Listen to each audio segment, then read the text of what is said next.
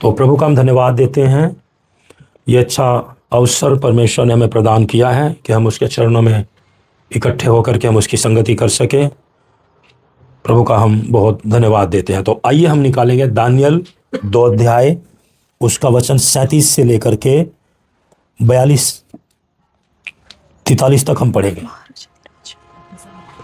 2 अध्याय का 37 वचन से लेके 43 वचन तक अब हम पढ़ेंगे। 37।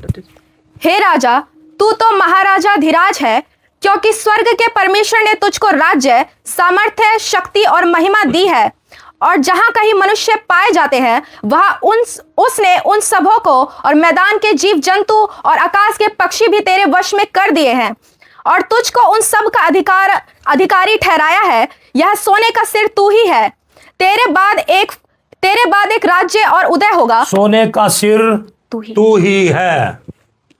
धरती का पहला साम्राज्य जब प्रारंभ हुआ, और गहराई में जाए तो उत्पत्ति में भी है निम्रोद का, वो मैंने नहीं लाया, लेकिन वो मोटा मोटा सोने का सिर राजा तू ही है। नाम कल बताऊंगा राजाओं के। इसका नाम नबूकदनेस्सर है, पहला राजा। ठीक है, आगे पढ़िए। तेरे बाद एक राज्य और उदय होगा। तेरे बाद धरती पे दूसरा राज्य एक और उदय होगा। यह भविष्यवाणी हुई है हजारों साल पहले, प्रभु यीशु मसीह के बहुत पहले। यीशु नहीं आया धरती पे उस समय में, दानियल में। तेरे बाद, तेरे राज्य के बाद दूसरा राज्य आएगा। वो कैसा है? जो तुझसे छोटा होगा, जो तेरे राज्य से छोटा होगा।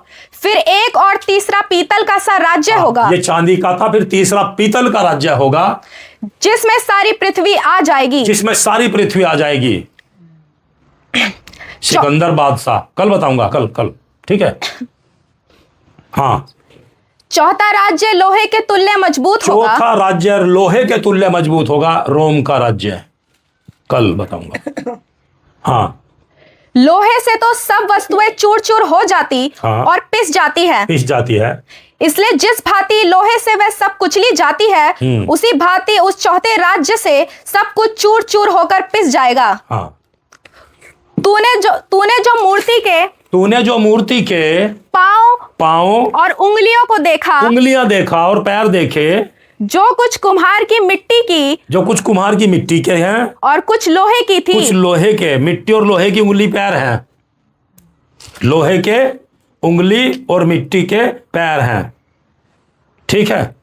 हाँ, इससे वह चौथा राज्य बटा हुआ होगा। इससे वो राज्य बटा हुआ होगा, तो भी उसमें लोहे का सा कड़ापन रहेगा। आगे, जैसे कि तूने कुम्हार की मिट्टी के संग लोहा भी मिला हुआ देखा था। फिर पांचवा, कुम्हार की मिट्टी के संग लोहा मिला हुआ देखा था। जैसे पांव की उंगलियां कुछ तो लोहे की, कुछ लोहे की और कुछ मिट्टी की थी। इसका अर्थ यह है कि वह राज्य कुछ तो दृढ़ और कुछ निर्बल होगा। वो राज्य कुछ तो दृढ़ और कुछ निर्बल कमजोर होगा। इस धरती पे आएगा वो राज्य, उसकी भविष्यवाणी है। आगे, तूने जो लोहे को कुम्हार की मिट्टी के संग मिला हुआ देखा। इसका अर्थ यह है कि उस राज्य के लोग एक दूसरे मनुष्य से मिले जुले तो रहेंगे। उस राज्य के लोग एक दूसरे से मिले जुले तो रहेंगे। परंतु जैसे लोहा मिट्टी के साथ मेल नहीं खाता, वैसे ही वे भी एक ना बने रहेंगे। वैसे ही उस राज्य के लोग एक ना बने रहेंगे। वो राज्य चल रहा है ये। आमीन। बिल्कुल शॉर्ट कर दिया बुद्धि से परमेश्वर की। वो राज्य चल रहा है ये। लोकतंत्र, प्रजातंत्र, डेमोक्रेसी, ये कहीं दृढ़ कहाँ है? मुस्लिम देशों में। निर्बल कहाँ है? हिंदुस्तान में। कोई भ्रष्टाचार, कोई कुछ। तो साम्राज्य अब ये वाला चल रहा, अब ये वाला समझ में आ गया। इन राज्यों में अलग अलग प्रकार के राजा हैं। ठीक है। ये रहा, कनाडा हो गया, रशिया हो गया, अलग अलग प्रकार के इसमें राजा पाए जाते हैं।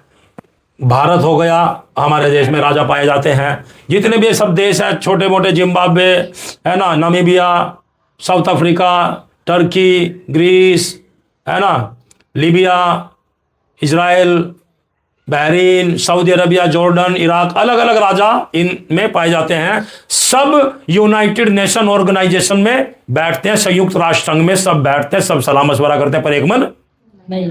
समझ में आ रही बात? ये वचन में बाइबल में लिख रहा, संयुक्त राष्ट्र संघ में सलाह मशवरा करके बैठते हैं, भाई यार ये करना चाहिए, धरती पर लड़ाई ना हो, भाई शांति होनी चाहिए, भाई प्रदूषण ना बढ़े, भाई भ्रष्टाचार ना हो, महंगाई ना बढ़े, सब कुछ करे, लेकिन एक मन कोई नहीं। समझ में आ रही बात? समझ में आ रही? एक मन नहीं। इस जमाने में हम हैं मेरे भाई मेरी बहन, इस जमाने में हम जी रहे हैं। उस राज्य के लोग एक मन नहीं होंगे। राज्य तो छोड़ दो, आज के समाज में मोहल्ले पड़ोस के नहीं एक मन है, आपस के परिवार के एक मन नहीं है। ये अंतिम दिन है, इसलिए मैंने मोटा मोटा विषय लिखा, अंतिम दिन यीशु का आगमन, उसके पहले ये होगा। ये सारे राज्य होंगे और ये राज्य होगा। तो ये राज्य होके जा लिया, ये राज्य होके जा लिया, ये पीतल का राज्य होके जा लिया सिकंदर बादशाह का, ये राज्य होके जा लिया रोम का, और अब ये राज्य चल रहा है। समझ में आ गई बात? अब ये राज्य चल रहा है, मिट्टी और लोहा मिक्सिंग, एक मन कोई नहीं है। सब वोट डालते हैं, प्रचार करते हैं, और फिर जब संसद में बैठते हैं और फिर जब लंच होता है सब एक दूसरे के साथ इकट्ठे बैठ के खाना खाते हैं, और फिर प्रेस कॉन्फ्रेंस करके एक दूसरे की बुराई करते हैं। समझ में आ रहा है या नहीं आ रहा?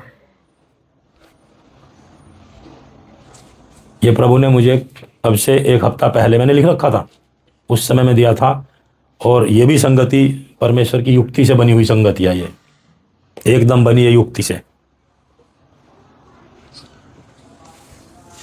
उस राज्य के लोग एक अंतिम दिन, अंतिम दिनों में, ठीक है, मैं आपको मोटा मोटा वो दे रहा हूं, आपको एक क्या बोलते हैं उसको, इसका बेस बता रहा हूँ, बैकग्राउंड बेस बता रहा हूँ, जो एक न्यू सी, फिर डिटेल में कल जाएंगे। अब आइए लूका रचित सुसमाचार 21 अध्याय,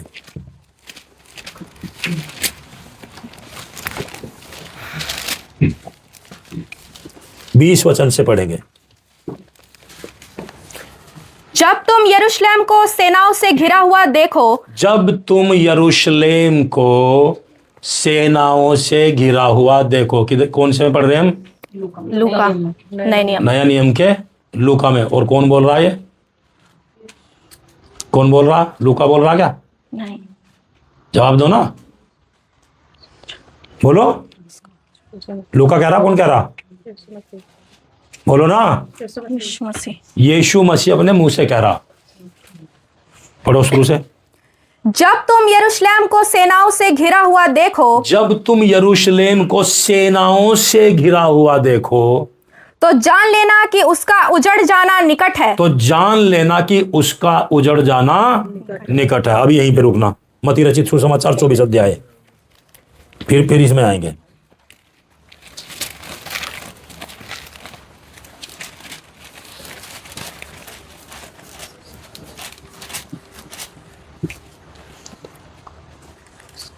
तीन वचन से आगे पढ़िए। मत्ती रचित सुसमाचार 24 अध्याय 3 वचन से आगे। जब वह जैतून पहाड़ पर बैठा था, जब प्रभु यीशु मसीह जैतून पहाड़ पर बैठा था, तो चेलों ने एकांत में उसके पास आकर कहा, हमें बता कि यह बातें कब होंगी। अब सवाल कर रहे चेले के, हमें बता कि ये बातें कब होंगी। तेरे आने का और जगत के अंत का क्या चिन्ह होगा। तेरे आने का और जगत के अंत का क्या चिन्ह होगा।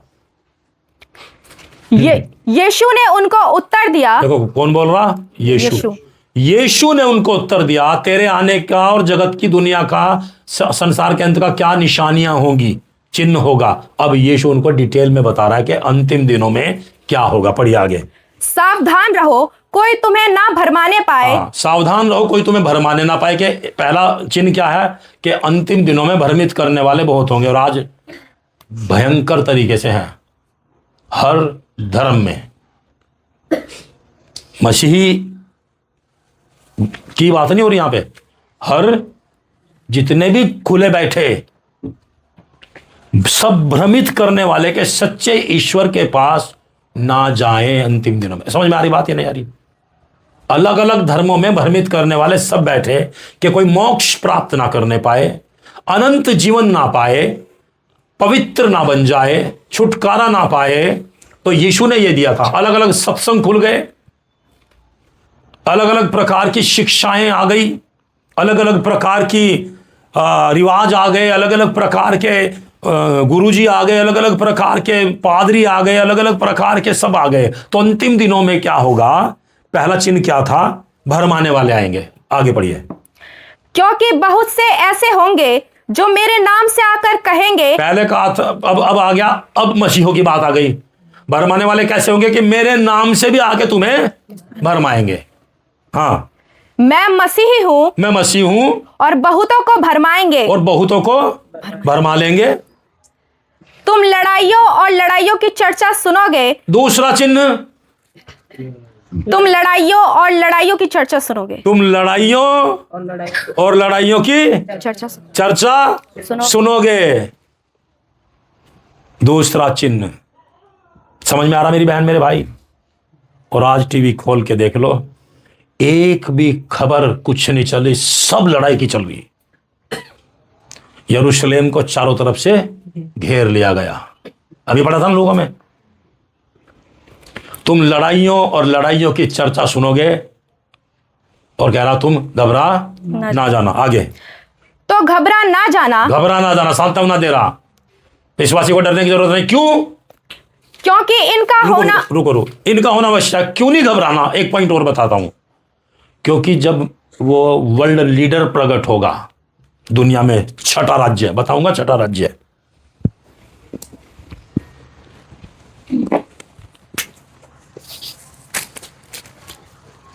छठा राज्य,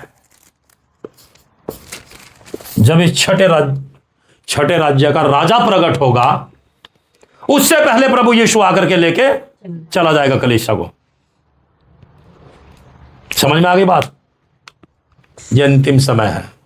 इसलिए कितने विश्वासी अपनी दुष्टता में से नहीं निकलते, अपनी दुख बीमारी में से नहीं निकलते, अपने अधर्म में से नहीं निकलते, अपनी गंदगी में से नहीं निकलते, अपनी जीव अपवित्रता में से नहीं निकलते, अपनी गंदी आंखों में से नहीं निकलते, लोभ लालच में से नहीं निकलते। क्योंकि अंतिम दिनों में आत्मिक भविष्यवाणी भी लिखी, वो मैं खोल के समझा रहा आपको। आत्मिक भविष्यवाणी के बारे में मैंने आपको खोल के समझाया। आत्मिक भविष्यवाणी भी लिखी बाइबल में। कई लोग अंतिम दिनों में स्वार्थी हो जाएंगे, डींग मार हो जाएंगे, भले के बारे परमेश्वर के नहीं सुख विलास के चाहने वाले अंतिम दिनों में होंगे सुख विलास। परमेश्वर के वचन पे चलना पसंद नहीं करेंगे अंतिम दिनों में, और ये हो रहा। परमेश्वर के वचन पे चलना पसंद नहीं है अंतिम दिनों में। तो मैं भी समझ में आ रहा है, मुझे भी समझ में आ रहा है। ठीक है, तो लड़ाइयों और लड़ाइयों की चर्चा सुनोगे, तुम घबरा ना जाना। क्योंकि छठा राजा प्रकट होने से पहले, छठा राज्य धरती पर चलने से पहले मैं आके लेके जाऊंगा। ये बात मैं डिटेल में आगे बताऊंगा। आगे पढ़िए। तो घबरा ना जाना, क्योंकि इनका होना अवश्य है। क्या बोला प्रभु यीशु मसीह ने? इनका होना अवश्य है, जरूरी है, ये होगा। ये सारे राजा होंगे। तो मैंने बताइए, हो चुके मेरे भाई बहनों। हम इस वाले राज्य में चल रहे, 5वें में, मिट्टी लोहे का मिक्सिंग। लोहे का मतलब कैडा राज्य। अभी जैसे मुस्लिम कंट्रीज हो गए, वहां टाइट राज्य है भाई, बुर्का पहनना, ठीक है, बिल्कुल। अगर चोरी कर ली हाथ काट देना, कोई वो कर दिया तो गर्दन काट देना, खुलेआम फांसी देना। लोहे का राज्य कहते हैं उसको। टूटा फूटा राज्य कोई बात नहीं, कोई नहीं, बेल करवा दो, ये करवा दो, रिश्वत दे दो, ये कर दो, वो कर दो, ये सब, ये मिट्टी वाला राज्य है। समझ में आ रही बात? लोहार मिट्टी का। तो ये 5वां राज्य अभी धरती पर चल रहा है, जो ये वाला है। ठीक है, ये है वो राज्य। इसका एक संगठन है संयुक्त राष्ट्र संघ। उसमें सारे बैठते हैं, सारे बढ़िया हाथ मिलाते हैं, गले मिलते हैं, फिर आकर के अपनी अपनी मनमानी करते हैं। कोई मेल मिलाप नहीं किसी का, क्योंकि उस राज्य के लोग एक साथ रहेंगे तो, लेकिन एक मन नहीं होंगे। इसमें आगे बढ़िए। परंतु उस समय अंत ना होगा। तो भी उस समय अंत नहीं होगा। क्यों नहीं होगा? क्योंकि 7 साल का राज्य ये, इस साहब का भी आना धरती पे, और इस 7 साल के राज्य के बाद 1000 का यीशु का आना, इसलिए अंत एकदम नहीं होगा। समझ में आ गई बात? आगे पढ़िए। क्योंकि जाति पर जाति की भी भविष्यवाणी है, और राज्य पर राज्य चढ़ाई करेगा। राज्य पर राज्य चढ़ाई करेगा, जैसे अब हो रहा है। लड़ाइयों और लड़ाइयों की चर्चा सुन रहे हैं। जाति पर जाति चढ़ाई करेगी, जातिवाद, काला गोरा, विदेशों में, अमेरिका में, साउथ अफ्रीका में, इधर उधर, है ना। आगे पढ़ो। और जगह जगह अकाल पड़ेंगे। जगह जगह अकाल पड़ेंगे, इसमें बताने की जरूरत ही नहीं है। जंगलों में आग लग जाती है, अकाल पड़ते हैं, महंगाई भी हो जाती है। महंगाई के बारे में भी लिखा कि देश में महंगी करूंगा परमेश्वर कहता है ना। अब देखना, अभी देखना, अब महंगाई बढ़ेगी। अब कल शेयर मार्केट, शेयर बाजार बिल्कुल धड़ाम हो गया। रात में 12:30 बजे तक न्यूज देखी मैंने रात। सारे चारों तरफ ईरान ने 7 देशों पर हमला कर दिया। ईरान गोग मागोग का सदस्य है, इसके 38 अध्याय कल वल को देखेंगे, इसमें टाइम लगेगा बहुत। गोग मागोग का सदस्य है ईरान। देखो ये गोग मागोग का लीडर है रशिया, अभी चुप बैठा है, ठीक है। और इसका ये रहा इजराइल, ये छोटा सा, और इसके चारों तरफ Jordan, Iraq, Iran, Kuwait, Qatar, UAE, Saudi Arab, Sudan, है ना, इजिप्ट यानी कि मिस्र, लीबिया, और ये जो इजराइल है इसके पास में ये लबानोन, गाजा पट्टी वगैरह भी है, क्योंकि नक्शा इतना बारीक किसी के पास कहीं मिल रहा है, गूगल पे भी नहीं है, ठीक है। ये सब मुस्लिम कंट्री है। और जब अरमगेदोन की लड़ाई बजेगी तो यहाँ पे करोड़ों लोग मारे जाएंगे। इन पे परमेश्वर का महाप्रकोप उंडेला जाएगा। ये इंडिया साहब तो बच ही जाएगा। समझ में आ रहा?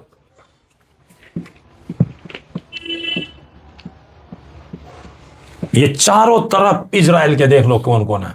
और वचन पढ़िए, पवित्र शास्त्र पढ़िए, तो अरमगेदोन की जब लड़ाई बजेगी, ये जो लड़ाई है इसमें कौन मरेगा ज्यादा? यही आसपास के तो मर रही हैं। ये भविष्यवाणी है। तो विश्वासियों को कहता, इसलिए ज्ञान होना ही जरूरी है ताकि हम तैयार हों। हमें पता नहीं तो हम अपनी दुनिया में लगे, क्योंकि अंतिम दिनों की भविष्यवाणी क्या है? लोग पेड़ लगाते होंगे, मोटा मोटा बता रहा हूं मैं आपको। अंतिम दिनों में शादी ब्याह करते होंगे। हो रहा या नहीं हो रहा बताइए? उनको अपनी ही, उन्हें कुछ पता ही नहीं कि क्या होने वाला। और यीशु कहता है जैसे नूह की जल प्रलय अचानक आ गया था, वैसे एकदम यीशु आके लेके चला जाएगा। फिर एकदम यहां इस छठे राज्य में एक संयुक्त राष्ट्र संघ में से एक आदमी को उठा देंगे, भैया तू संभाल ले, वो आके सारी लड़ाई वड़ाई बंद करवा देगा। भाई रुक जाओ। प्यार से, दिमाग से, बुद्धि से, चतुराई से, चालाकी से पूरे वर्ल्ड को कंट्रोल में ले लेगा। और उसकी पूरी तैयारी चल रही है। संसद में हमारे मोदी जी ने भी कहा था न्यू वर्ल्ड ऑर्डर जल्दी आ जाना चाहिए। न्यू वर्ल्ड ऑर्डर का मतलब है एक ही दुनिया, एक फौज, एक करेंसी मतलब एक ही रुपया। क्योंकि कुछ जो पढ़े लिखे नहीं उनको बता रहा हूँ, एक ही रुपया। हमारा रुपया अलग, अमेरिका का अलग, पाकिस्तान का अलग, अलग अलग देश का अलग है। जब ये राजा राज्य करेगा एक ही रुपया चलेगा। और वो उस रुपये में क्या सीन होगा? वो 666 की मोहर, चिप सिस्टम, उसमें सब आ जाएगा। फिर किसी भी पहचान पत्र, कार्ड की, मूल निवास की, ड्राइवर लाइसेंस की, आधार कार्ड की, किसी की भी कोई जरूरत नहीं पड़ेगी। ठीक है मेरे भाई बहनों, इसलिए हम अंतिम समय में जी रहे हैं। बढ़ो। और भूकंप होंगे। ईरान में आज भूकंप आया, आज ही। सुन रहे आप लोग? सटीक लिखा हुआ, आज ही आया भूकंप। उधर लड़ाई बज रही, भूकंप भी आ रहा। तो न्यूज में बोल रहे कि भूकंप, अरे कभी परमाणु टेस्ट कर लिया। तो जब उसका पैमाने से मापा गया कि उसकी कहाँ है केंद्र बिंदु, 10 किलोमीटर नीचे है। परमाणु टेस्ट नहीं करा इसने, ये असली में ही भूकंप आया। हमारे देश के विशेषज्ञ, जनरल मेजर वगैरह जो फौज के रिटायर्ड में, वो बैठे थे, स्पेशलिस्ट लोग जो जिनसे सलाह मशवरा रहे थे न्यूज में, बोला असली में भूकंप है भाई, न्यूक्लियर टेस्ट नहीं करा ईरान ने। और अमेरिका में भी भूकंप आया। आज भूकंप होंगे, एक एक लिखा हुआ हो, सच हो रहा। एक एक बात लिखी हुई सच हो रही है।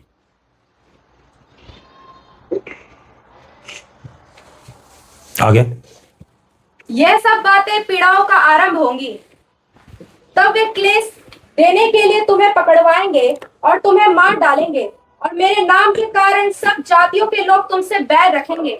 अब वे क्लेश देने के लिए तुम्हें पकड़वाएंगे और मेरे नाम के कारण सब जातियों के लोग तुमसे बैर रखेंगे। और आज सबको यीशु मसीह से दिक्कत है, यीशु मसीह से सबको दिक्कत है। लड़ाइयाँ हो रही हैं, झगड़े हो रहे हैं, साम्राज्य चल रहे हैं और आतंक मचा हुआ है। मत अब लूका 21 में आइए।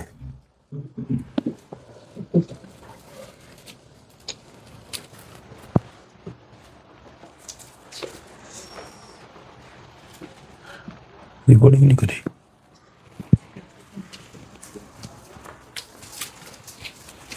लूका 21 से 20 से आगे पढ़िए। जब तुम यरूशलेम को सेनाओं से घिरा हुआ देखो तो जान लेना कि उसका उजड़ जाना निकट है।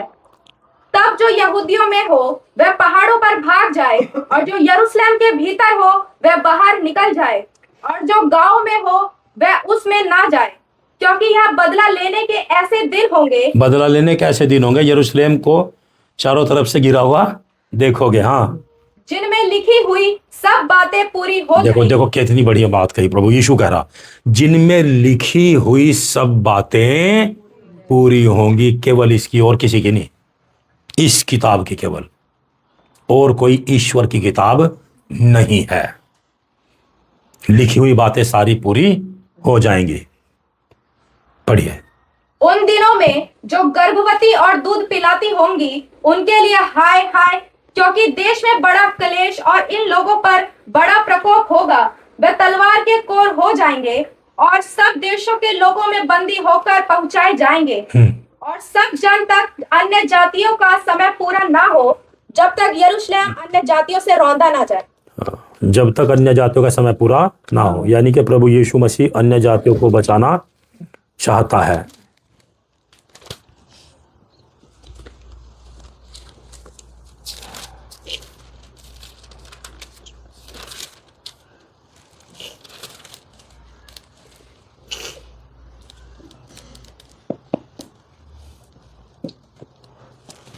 दूसरा पतरस 3 अध्याय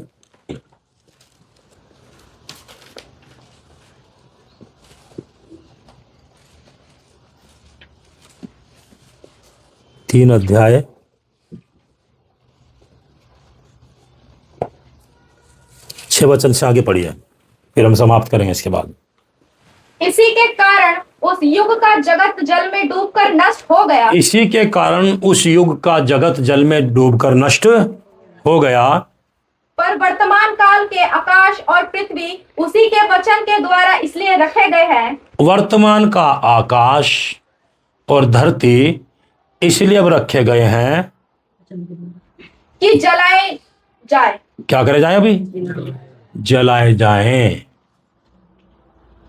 अब कैसे होगा? जलाया जाएगा, आगे बताऊंगा, आगे पढ़ो। और यह भक्तिहीन मनुष्य के न्याय और नष्ट होने के दिन तक ऐसे ही रखे रहेंगे। ये भक्तिहीन लोगों के लिए ऐसे ही रखे रहेंगे। पढ़ते रहो। हे प्रियो, यह बात तुमसे छिपी ना रहे कि प्रभु के यहाँ एक दिन 1000 वर्ष के बराबर है, आगे पढ़ो। और 1000 वर्ष एक दिन के बराबर है। पढ़ो। प्रभु अपनी प्रतिज्ञा के विषय में देर नहीं करता। प्रभु अपनी प्रतिज्ञा के विषय में देर नहीं करता, जैसे देर कुछ लोग समझते हैं, पर तुम्हारे विषय में धीरज धरता है। तुम्हारे विषय में धीरज धरता है, और नहीं चाहता कि कोई नष्ट हो, वरन यह कि सबको मन फिराव का अवसर। परमेश्वर चाहता है सबको मन फिराने का मौका मिले, सबको बचने का मौका मिले, सबको अपनी गलती मानने का मौका मिले। सब प्रभु में परमेश्वर चाहता है कि सब बचाए जाए, किसी का नाश नहीं करना चाहता प्रभु। नाश की जड़ है दिमाग। नाश की जड़ कौन है? दिमाग। परमेश्वर से हटाने वाला नंबर 1 पे आता है दिमाग। समझ में आ रही बात? शैतान वैतान नहीं आता। दिमाग, लालच, व्यभिचार, दुष्टता, छल, पैसे का लालच, दुनिया भर की चीजें, ये सब परमेश्वर से हटाने वाले लोग हैं। ये परमेश्वर से हटाने वाली शक्ति है दिमाग के अंदर। जब हम इसे पहचानते हैं और इसको मना करते हैं तो ये एकदम निकल के भाग जाती है। हम जब खुद इसको जानते हैं, पहचानते हैं कि मेरे अंदर चल क्या रहा है, और हम इसे मना करते हैं अपने अंदर, तब ये निकल के चली जाती है, भाग जाती है। समझ में आ रहा? और जो गुलाम बन जाता है वो गुलाम बन जाता है अपने आप। वचन में मैंने पढ़ा है कई बार आपको, जो जिससे हार गया वो उसका दास बन जाता है। अगर लालच से हार गया तो लालच का दास बन गया, अगर लड़की से हार गया तो लड़की का दास बन गया, लड़के से हार गया तो लड़के का दास बन गया, बुरी आंखों से हार गया तो उसका दास बन गया। दुष्टता, गंद दिमाग में से, आंख में से निकल नहीं रही। गंदी आंख है तो वो बनी रहेगी, उस पर ध्यान ही नहीं दे रहा कि मेरी गंदी आंख क्यों है, मेरा गंदा दिमाग क्यों है। उससे हार गया तो इस प्रकार से न्याय होगा, इसमें किसी की कोई गलती नहीं है। पादरी लोग समझाते हैं, सिखाते हैं, मैं समझाता हूँ, सिखाता हूँ, अपने आप भी प्रभु के वचन पे चलता हूँ, तो पादरी लोगों की कोई किसी की उसमें कोई गलती नहीं है। वो तो चाहते हैं कि सुधरे, वो इसलिए समझाते हैं, डांटते हैं, धमकाते, सुधरे। उन्हें का कोई काम पे रख रखा किसी ने, कोई तनख्वाह देगा या कोई रिपोर्ट लेगा या कोई कुछ पूछेगा उनसे। वो इतना सिखाते, समझाते हैं ताकि सुधर के सही रास्ते पे आ जाए और उस गंद में से निकल जाए। जानबूझ के गंद में जाता है, जानबूझ के अपने आप। और फिर कोई बात कह दे या कुछ हो जाए तो बाबूजी को बुरा लग जाता है। आत्मिक रीति से बनने की, उठने की बात हो जाए तो बाबूजी को, बहन जी को, भाई को बुरा लग जाता है। मुझे कह दिया तो ठीक है, पादरी साहब तो कुछ करने का नहीं, लेकिन परमेश्वर पिटाई करेगा बढ़िया तरीके से, अच्छी तरीके से रगड़ता है। ये जो खेल खेलता है इसके साथ में अच्छी तरीके से रगड़ता है। ये परमेश्वर का आदत है। परमेश्वर की आदत क्या है? अच्छी तरीके से रगड़ना। नरक में नहीं डालता, यहीं पे रगड़ता है अच्छी तरीके से। वो गधे पे बैठ के जा रहा था तो गधी की आंख खोल दी, उसकी आंख नहीं खोली, तो गधी को स्वर्गदूत दिखाई दे रहा, उसे दिखाई नहीं दे रहा, वो गधी पे लठ बजा रहा। फिर गधी ने मनुष्य की भाषा में बात करी, जब फिर वो मनुष्य की भाषा में बात करने लगा उससे। उस अंधे और अनपढ़ को ये नहीं दिखाई दे रहा कि ये जानवर मनुष्य की भाषा में कैसे बात कर रहा। ऐसे कितने डंगर टाइप के विश्वासी हैं जिन्हें दिखता नहीं, जो पशु सरीखे हैं जिन्हें दिखता नहीं। गधा मनुष्य की भाषा में बात कर रहा उससे, तू मुझे क्यों मार रहा? वो कह रहा तुमने मेरी बात क्यों नहीं मानी? समझ में आ रही? तूने मेरी बात क्यों नहीं मानी? अंधा है ना अंधा? अरे नहीं तो गिर जाने दे, कर रहे परमेश्वर कहाँ, प्रभु कहाँ? भाई ये गधाव कैसे बात कर रहा? ऐसे डंगर टाइप के विश्वासी बाइबल ले ली, गीत गाना शुरू कर दिया और परमेश्वर के पीछे चलने लगा और प्रभु को आड़ बनाकर अपना पाप करते रहते हैं। प्रभु का नाम आगे रखा, प्रभु को आड़ बनाया, परमेश्वर की शांति प्राप्त करी, परमेश्वर से आशीष ली और फिर पाप करना शुरू। क्या तो बस आशीष मिल गई, बरकत मिल गई और पाप करने में अब ज्यादा मजा आएगा। ऐसे बचने वाले नहीं है। इलाज यहां होगा, कान खोल के सुन लेना। इलाज पहले यहां होगा, जो बोएगा इधर कटवाएगा परमेश्वर। इलाज यहां होगा, इलाज यहां होगा, 100% होगा। लोग सोचते होंगे इस वचन को कि नरक में डाल के, ना ना, नरक का मतलब ही नहीं है। इधर ही इलाज करता है बेहतरीन तरीके से। यहां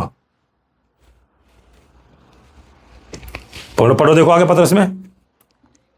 परंतु प्रभु का दिन चोर के समान, प्रभु का दिन चोर के समान आ जाएगा अंतिम दिनों में।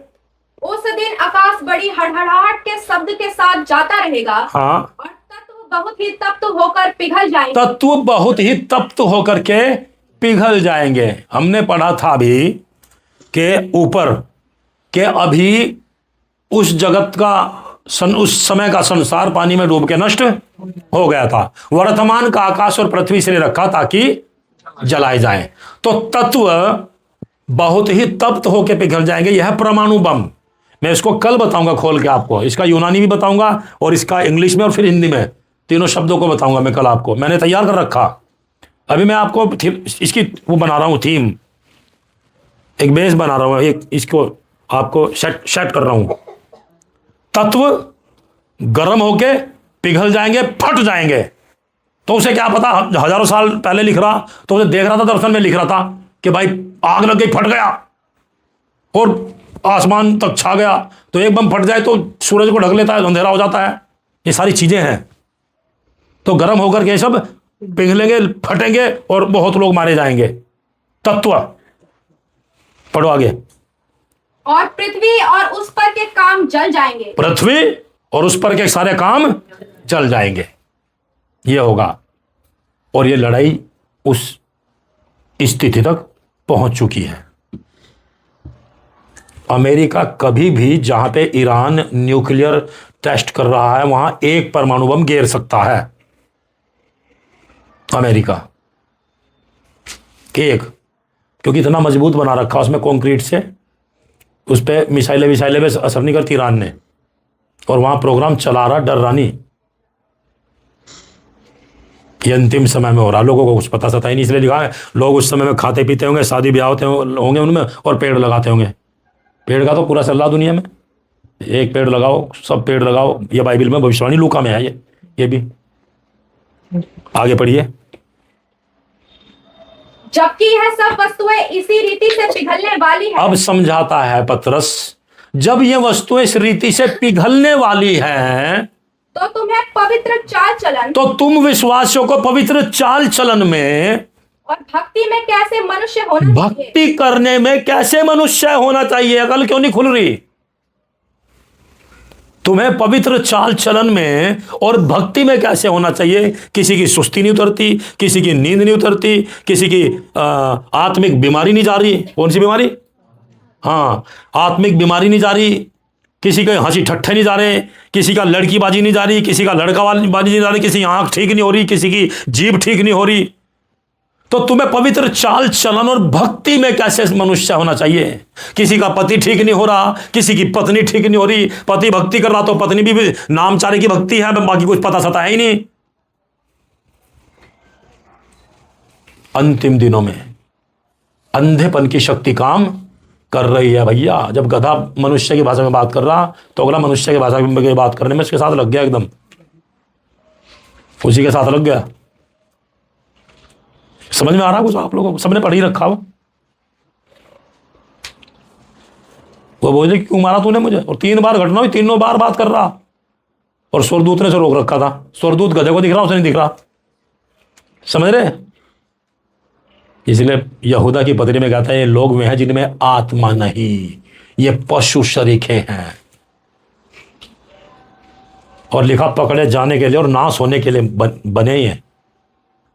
इनकी पीठ के लिए कोड़े तैयार रखे, मूर्ख की पीठ के लिए। पकड़ ली किताब, चल दे गीत गाने, चल दे सत्संग करने, जाना उसे है ही नहीं, पता सता कुछ है ही नहीं। पतरस ये सारी भविष्यवाणी उन समय के लोगों को बता के उस जमाने में समझा रहा था कि तुम्हें 2000 साल पहले भक्ति में और पवित्र चाल चलन में कैसे मनुष्य होना चाहिए। इन अंतिम दिनों में पवित्रता से कोई लेना देना नहीं, और सच्चाई से कोई लेना देना नहीं। परमेश्वर का आदर, सम्मान, इज्जत, भय, प्रेम, पवित्रता कुछ लेना देना नहीं। बस मेरा फायदा, मेरा सुख विलास, मेरा फायदा और मेरी इज्जत, मेरा सम्मान, मेरा बड़ापन, मेरा अहंकार, मेरा घमंड, ये बना पड़ा रहे। ये अंतिम दिनों में दुष्ट आत्मा आत्मिक भविष्यवाणियों के तौर पे सबके दिमाग में काम कर रही है, दुनिया के संसार में काम कर रही है।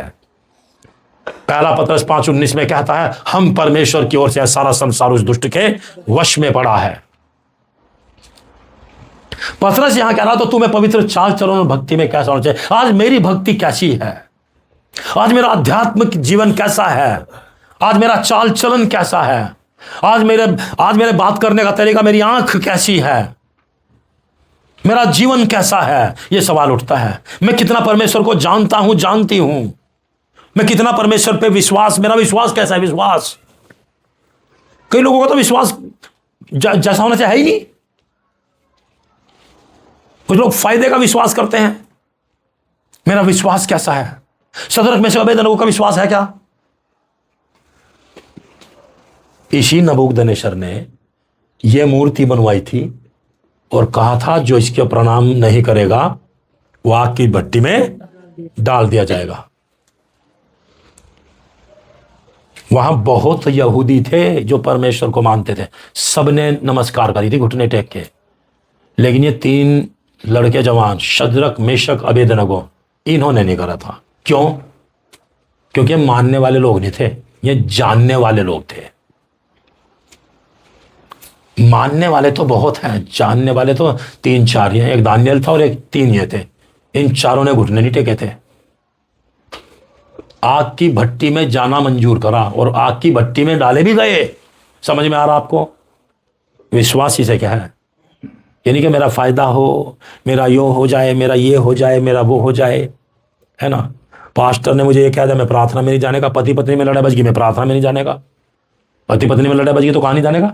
प्रार्थना में। पति पत्नी आपस में क्या कर रहे घर में ही, मैं नहीं जाने का प्रार्थना में। लड़ाई घर में बजी, घर में ही कह रहे दोनों पति पत्नी, मैं प्रार्थना में जाने का। समझ में आ रहा? कोई बात हो जाए मैं प्रार्थना में जाने का। अरे क्यों मरने को मिल रहा है? होता है नहीं होता ऐसे? पति पत्नी में लड़ाई हो जाए मैं प्रार्थना में जाने का। पत्नी क्या की पति को मैं नहीं जाने की प्रार्थना में। मैं तो ये चाहता हूं पति साहब अगर परमेश्वर को जानता और अभिषेक है तो इस पवित्र आत्मा में अभिषेक प्राप्त करे और कनपटी रंगे। पवित्र आत्मा में अभिषेक प्राप्त करवाए और कान पे लगाए और दुष्ट आत्मा तुरंत भागेगी, निकले। प्रार्थना से नहीं भागने की वो। और दुष्ट आत्मा किससे भागेगी? हाथ के अभिषेक से। फिर क्या कहा जब अभी ठीक है जी सब कुछ समझ में आ रहा। और तलवे चाटेंगे तो सिर पे बैठेगा। शैतान के तलवे चाटेगा तो सिर पे बैठेगा। कोई किसी का गुलाम, कोई किसी का गुलाम।